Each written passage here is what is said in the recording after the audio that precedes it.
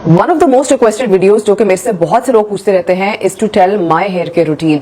लोगों के मुझे अक्सर डीएम्स में मैसेजेस आते हैं एंड इवन कमेंट सेक्शन में आते हैं कि आप ऐसे कुछ टिप्स बताएं जो कि हम घर पे कर सकते हो और हमारे बाल हेल्दी हो जाए। सो आज मैं आपको साइंटिफिकली प्रूवन कुछ पॉइंट्स बताऊंगी जिसके साथ आप अपने बालों को हेल्दी कर सकते हैं। यहाँ पे एक डिस्क्लेमर ये है कि जो हेयर का टेक्सचर होता है या हेयर की जो क्वालिटी होती है वो most of the times is determined by your genetics. अगर आपकी फैमिली में सबके बाल बहुत अच्छे या बहुत हेल्दी हैं तो आपके बाल भी मोस्ट लाइकली ज्यादा हेल्दी होंगे। However, आप बहुत से ऐसे मेजर्स ले सकते हैं कि जिसके साथ अगर आपके बालों की थिनिंग भी है तो आप उनको इंप्रूव कर सकते हैं।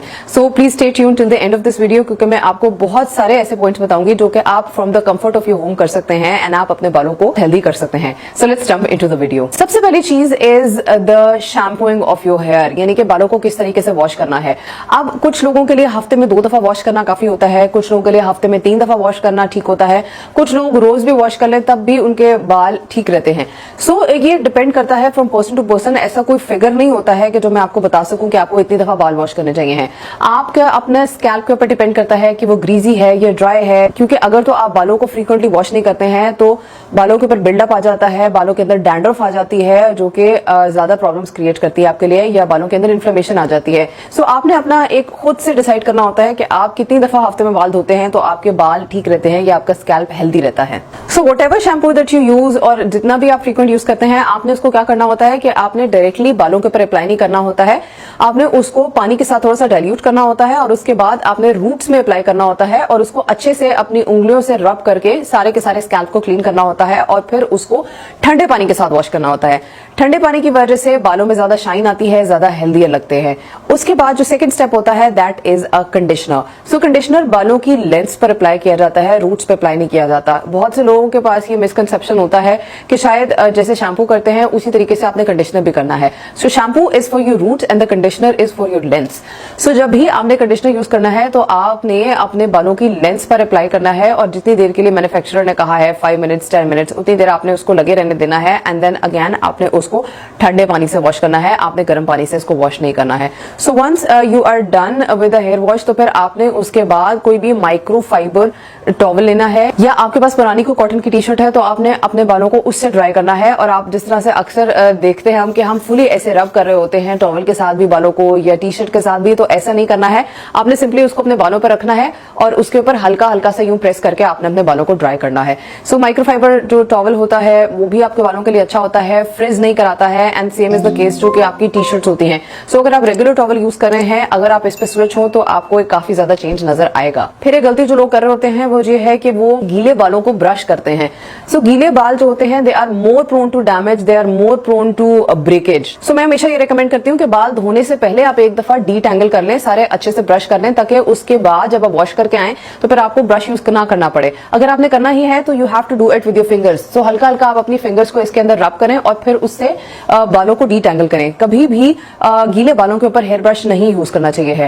एंड अनदर पॉइंट इज कि बालों को एक स्पेसिफिक टाइम से ज्यादा गीला रहना भी नहीं चाहिए है। बाल जितनी देर गीले रहते हैं उतनी देर they are more prone to damage. So यहाँ तो आप एयर ड्राई करें, स्पेसिफिकली गर्मियों में हमारे यहाँ तो ऐसा टेम्परेचर होता है कि विद इन कितने भी लंबे बाल हो हाफ एन आवर मोस्टली हो जाते हैं, ड्राई हो जाते हैं।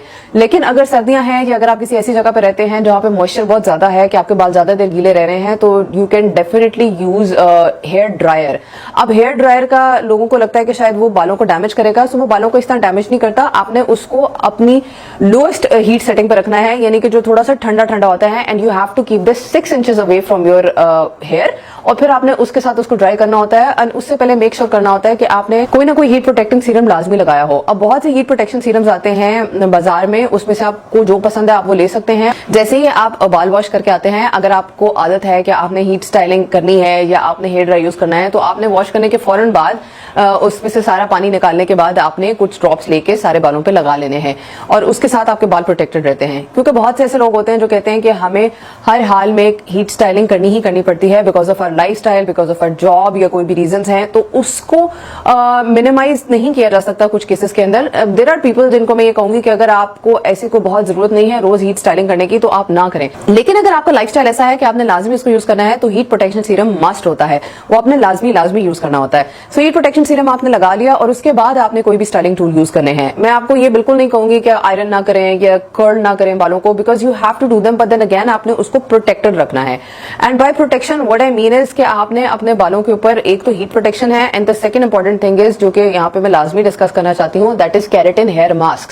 सो केराटिन हेयर मास्क क्या होते हैं कि हमारे जो बाल हैं they are actually made up of keratin. So sometimes heat styling के साथ या लाइफस्टाइल के साथ या एनवायरमेंटल पोल्यूटेंट्स के साथ, ह्यूमिडिटी के साथ हमारे बाल बहुत ज्यादा फ्रीजी और बहुत ज्यादा ड्राई हो जाते हैं, उसके अंदर से सारा मॉइस्चर निकल जाता है। तो केराटिन हेयर मास्क ये बहुत अच्छे होते हैं, ये आपकी स्किन के अंदर दोबारा से मॉइस्चर को लेकर आते हैं एंड केराटिन का बिल्डअप करते हैं। So that are very effective. Keratin mask जो मुझे पसंद है that is Olaplex number 8, TRESemme में आता है, केरास्टेज रेजिस्टेंट स्ट्रेंथनिंग आता है, या कोई भी जो आपके बजट में हो, but as long as it is effective तो आप उसको यूज कर सकते हैं। और उसको यूज करने का तरीका ये होता है कि आपने जिस दिन हेयर वॉश करने हैं, एज लॉन्ग एज आपके बाल बहुत ज्यादा गंदे नहीं है, तो आपने पिछली रात में you have to use a silk scrunchie on your hair if you're a woman. So आपने उसमें बालों को टाई कर लेना है, और जो टाई करने के बाद नीचे जितनी लेंथ बची है उसके ऊपर आपने लिबरली उसको अप्लाई कर देना है, and then you go to sleep. जब आप सुबह में उठेंगे तो आपने उसको वॉश ऑफ कर देना है। सो उसके साथ ये होता है कि ओवरनाइट उसके इफेक्ट्स आते रहते हैं, एंड आपके रूट्स में भी नहीं जाते हैं, बिकॉज आपने रूट्स में नहीं लगाना है। सो आपने नीचे नीचे सारे लेंस में अप्लाई कर दिया, and when you wash them तो फिर वो आपकी जो जितना भी आपके बालों में से मॉइस्चर लॉस, केराटिन लॉस, या जो भी आपके बाल फ्रीजी हुए थे उनको वो टाइम के साथ साथ इंप्रूव करता जाता है। यहाँ पे एक इंपॉर्टेंट चीज ये है कि अगर आपके साथ साथ हेयर फॉल भी है तो सबसे पहले आपने इस मास्क को लगाने से पहले भी आपने मिनॉक्सिडिल लेना है 2%, और उसको अपने सामने बालों में स्प्रे करना है। उनको स्प्रे करने के बाद आपने किसी भी ब्रश के साथ या कोम के साथ उसको सारे स्कैल्प पे स्प्रेड कर लेना है, फिर सिल्क स्क्रंची लगानी है, एंड देन उसके नीचे आपने वो केराटिन मास्क अप्लाई करना है, और अगले दिन मॉर्निंग में ये वॉश ऑफ कर देना है। सो इस तरीके को करने के दो बेनिफिट्स हैं कि आपके बालों का हेयर फॉल भी रुक जाता है, और जो आपने लेंस के ऊपर केराटिन हेयर मास्क लगाया है वो पूरी रात एक्ट करता है एंड फ्रिज भी कम करता है। However if you are somebody जिसको लगता है कि शायद जो भी मेडिकेटेड चीजें हैं या जो भी अननेचुरल चीजें हैं हम वो नहीं करना चाहते, we want to go towards the natural stuff, तो उसमें एक इंपॉर्टेंट चीज जो मैं आपको रिकमेंड कर सकती हूँ that is the topical rosemary oil. So rosemary oil एक स्टडी की गई है, it is not a very huge study, लेकिन उसके अंदर उसके इफेक्ट्स को 2% मिनॉक्सिडिल के साथ कंपेयर किया गया है कि वो भी बालों के अंदर या स्कैल्प के अंदर ब्लड की सप्लाई को इंक्रीज करता है एंड हेयर फॉल को रोकता है। So if you do not want to use minoxidil तो आप उसी तरीके से रोजमेरी ऑयल को सारे बालों के ऊपर लगाएं, उसको मसाज करें, अगेन बालों को ट्राई करें। एंड अगर आप केराटिन मास्क घर में बना के यूज करना चाहते हैं तो एक बहुत ही अच्छा मास्क है, उसमें आई वुड रिकमेंड कि आप 2 टेबलस्पून लें of flax seeds which is a good source of protein for your hair, and 2 tablespoon of chia seeds लें, 1 ग्लास पानी डालें और उसके अंदर बॉईल करें। जब वो बन जाए, उसकी प्रॉपर जेल निकल आए, तो आप उसको किसी भी स्टेनर के साथ या मलमल के कपड़े के साथ उसको आप निचोड़ के निकाल लें, एंड इसके अंदर 1 एग व्हाइट ऐड करें, इसको अच्छे से बीट करें या ब्लेंड करें, एंड देन आप अपनी हेयर लेंस के ऊपर फॉर 2 आवर्स अप्लाई करें, and then you wash them off. So ये एक नेचुरल तरीका है, कोई भी नेचुरल जो तरीका होता है वो टाइम लेता है इफेक्ट आने में, बट ये क्योंकि they have been present for centuries और इनके इफेक्ट्स आते हैं, पीपल लाइक द रिजल्ट्स। तो आप अगर इस रूट पे जाना चाहते हैं तो आप instead of the medicated products आप ये भी यूज कर सकते हैं, एंड इनके भी अच्छे रिजल्ट्स आते हैं। Even I have tried them, I have tested them, and all of them work really well. Another point is कि आप गीले बालों के साथ कभी भी ना सोएं, क्योंकि जब आप गीले बालों के साथ सोते हैं तो आप समटाइम्स किसी ऐसे पोस्चर में सोते हैं जिसमें से कुछ जगह होती है बालों की जो कि सुबह तक भी ड्राई नहीं हुई होती है, and that is going to be damaging for your hair. फिर एक और चीज ये होती है कि आप सिल्क के पिलोज पे सोएं। सिल्क के जो पिलोज होते हैं उनका फायदा ये होता है कि सिल्क बाकी जितने भी फैब्रिक्स हैं उनसे कम मॉइस्चर एब्जॉर्ब करता है। सो जब आप सिल्क के पिलो पे सोना स्टार्ट करेंगे, आपको एक within a few days ही एक इतना अच्छा रिजल्ट मिलेगा अपने बालों के अंदर कि उनकी फ्रिजीनेस कम हो जाएगी, उनके अंदर शाइन ज्यादा आ जाएगी। फिर एक और इंपॉर्टेंट चीज जो है that is to chop your hair off from the ends frequently, and by frequent I mean at least twice a year, क्योंकि वो भी बालों की लुक को खराब करते हैं। सो अगर नीचे से स्प्लिट एंड्स हैं जो कि हीट स्टाइलिंग से, एनवायरमेंट से, बहुत सी चीजों से हो जाते हैं, डिस्पाइट द फैक्ट कि आप अपने बालों का बहुत ख्याल रखें, नीचे से स्प्लिट एंड्स होते ही हैं। सो उनको आपने चॉप ऑफ करते रहना है टाइम एंड अगेन, ताकि आपके बालों की एक ओवरऑल हेल्दी लुक रहे। अगर डाइटरी डेफिशिएंसीज भी हों तो उनसे भी बाल गिरते हैं, which brings me to a point कि अगर कोई डाइटरी डेफिशिएंसी रह भी तो there are supplements that you can use, जिसकी वजह से भी बाल अच्छे होते हैं। आयरन डेफिशिएंसी, एनीमिया की वजह से बाल गिरते हैं, you can use iron supplements. Zinc has been proven कि वो बालों की क्वालिटी को अच्छा करता है। बायोटिन हैज बीन प्रूवन वो अच्छा करता है। विटामिन डी के सप्लीमेंट्स आप ले सकते हैं। आप omega 3 and omega 6 fatty acids ले सकते हैं। फिश ऑयल ले सकते हैं।